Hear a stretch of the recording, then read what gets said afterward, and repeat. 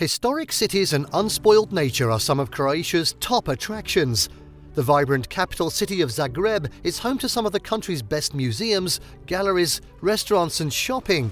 Along the coast, centuries-old harbour towns are packed with Venetian-era stone buildings, while countless pebble beaches offer things to do such as scuba diving, water skiing and windsurfing. Oh, and a bit of sun worshipping. On the Adriatic, Croatia's blissful islands are a haven for yachters and those wanting to simply relax and enjoy the Mediterranean sunshine. Sounds great.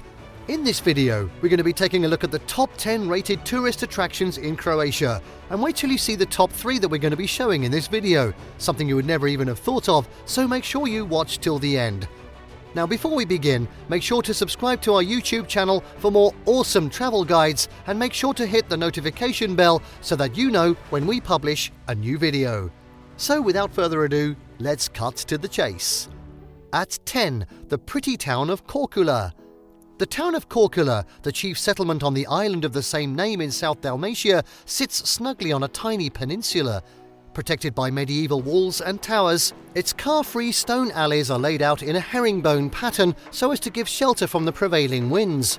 Packed with centuries-old aristocratic stone buildings, Korcula was built at a time when the island was under Venetian rule. The top points of interest include Marco Polo House, said to be the birthplace of the renowned 13th century explorer, while one of the best things to do is catch a performance of the Moresca sword dance, a traditional dance staged for tourists just outside the town walls on summer evenings.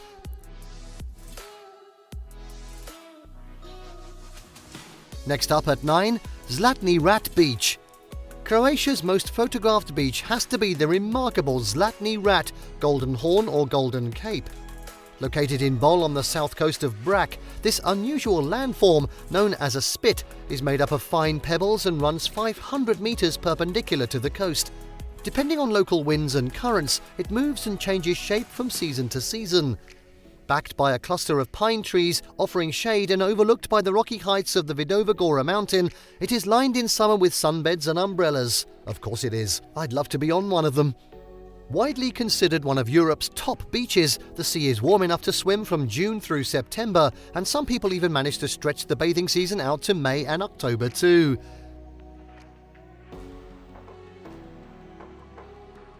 At 8, Zadar's Romanesque churches. Zadar's car-free old town is built on a small peninsula jutting out into Croatia's Dalmatian coast.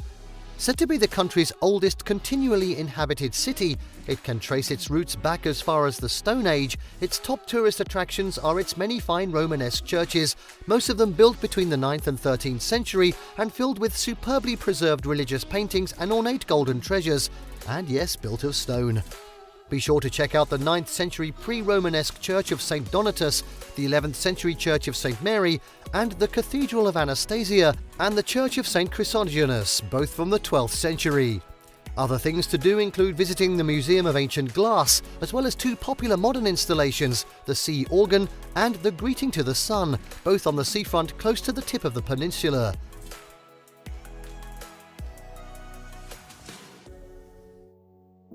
At 7, Pula's Roman Arena. Located on the coast of the Adriatic in Croatia's popular Istria region, the historic city of Pula is well worth including on your travel itinerary. In addition to its lovely seaside setting, including a number of fine beaches, Pula is well known for its well-preserved Roman architecture and makes for an excellent day trip for those staying in other parts of the country. Though inhabited by humans for tens of thousands of years, it was the Romans over 2,000 years ago who left their mark. Of the numerous examples of Roman buildings that remain, none are as impressive or as big as the Pula Arena. Ordered built around the 1st century by Emperor Vespasian, it's one of the largest surviving Roman amphitheatres, rivaled only by its famous cousin, the Colosseum in Rome. Next up, at 6, sailing around Kornati National Park. Spreading over an area of some 320 square kilometres, it's 35 kilometres long and 13 kilometres wide, the Kornati archipelago encompasses 89 scattered islets, big and small. Rocky and arid with little fertile soil, the islets are practically uninhabited, though there are some very basic stone cottages dotted here and there. Originally built as one-room shelters by local fishermen and shepherds, they're now often used as holiday retreats or seasonal seafood restaurants. The best way to explore this stunningly beautiful coastal region is by private sailing boat, with the nearest charter base being located in Grad na Muro. It's also possible to visit the Kornati as a day trip by excursion boat from either Zadar or Dubrovnik on the mainland. If sailing under your own step, as it were, you'll need to purchase a valid permit available online. Next up, at 5, Zagreb's Gornji Grad. In the Croatian capital Zagreb, the main sightseeing area is the medieval Gornji Grad, or Upper Town district. Here, popular tourist attractions include the cathedral with its neo-Gothic facade, twin steeples, and treasury with its large collection of religious art and artifacts, the Croatian Parliament. No, that's the Croatian Parliament, not the artifacts. Yeah. Also worth seeing are the Church of St. Mark with its famous coloured tiled roof and the 13th century Tower of Lotskrak, which you can climb for fantastic views over the city and the surrounding area. At 4, Plitvice Lakes National Park. Croatia's most visited inland attraction, Plitvice Lakes National Park, encompasses steep forested hillsides surrounding 16 emerald blue lakes connected by a succession of thundering waterfalls. A network of footpaths and wooden bridges crisscrosses the park, the country's first national park, and the entrance ticket includes boat rides across the lakes.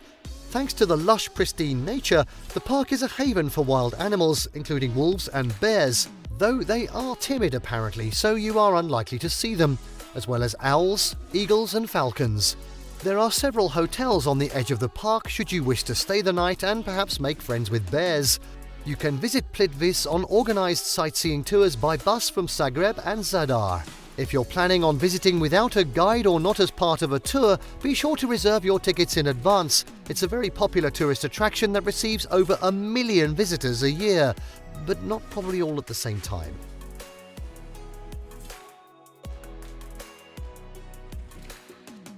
At 3, Hvar Town.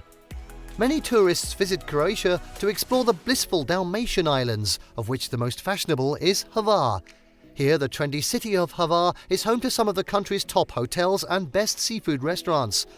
Dating back to the years spent under Venetian rule from 1420 to 1797, its car-free old town is made up of a spacious main square overlooked by a 16th century cathedral, a pretty fishing harbour and a hilltop fortress. Hvar is popular with yachters and celebrities, as well as travellers who come here to enjoy its beaches and water sports. It is served by ferry from Split.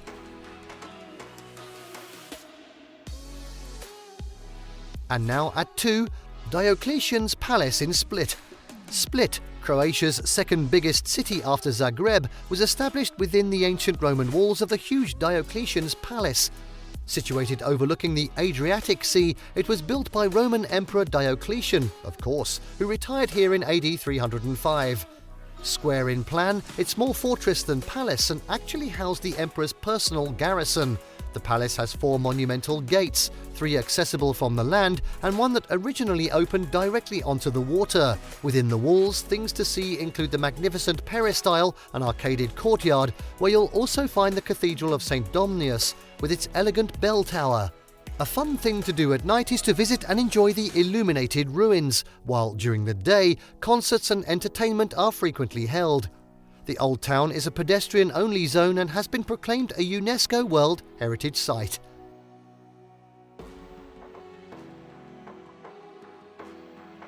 And finally, at number 1, Dubrovnik Old Town Walls. Dubrovnik, Croatia's most glamorous tourist destination and a UNESCO World Heritage Site, centres on the magnificent Old Town area, contained within sturdy medieval defensive walls. Any first-time sightseeing tour of the city should begin with a walk around these sturdy old ramparts. The complete circuit measures just 2 kilometres.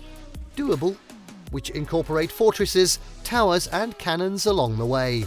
You'll also likely enter the Old Town through the famous Pile Gate, built in 1537 and one of the city's most impressive structures. From high up on the walls, you can enjoy amazing views over the Old Town rooftops and out across the glistening Adriatic Sea. Be sure to wear comfortable walking shoes, mind, and bring bottled water and, well, a selfie stick, because you never know. Other fun things to do in Dubrovnik include exploring the Stradun, a wide 300-metre-long pedestrian thoroughfare lined with boutiques, cafes and restaurants that's famous for its white limestone cobblestones. Other must-see attractions here include the attractive cathedral and the spectacular artefacts in its treasury, the spectacular Square of the Loggia, a historic gathering place famous for its lovely old buildings and monuments, and Fort Lovrijenac, one of the country's most important fortresses. And there you have the top 10 greatest tourist attractions in Croatia. Did you like what you saw? Let us know in the comments down below. Share this video with your friends and don't forget to subscribe to our channel for more fantastic travel guides. That's all for now. Until next time.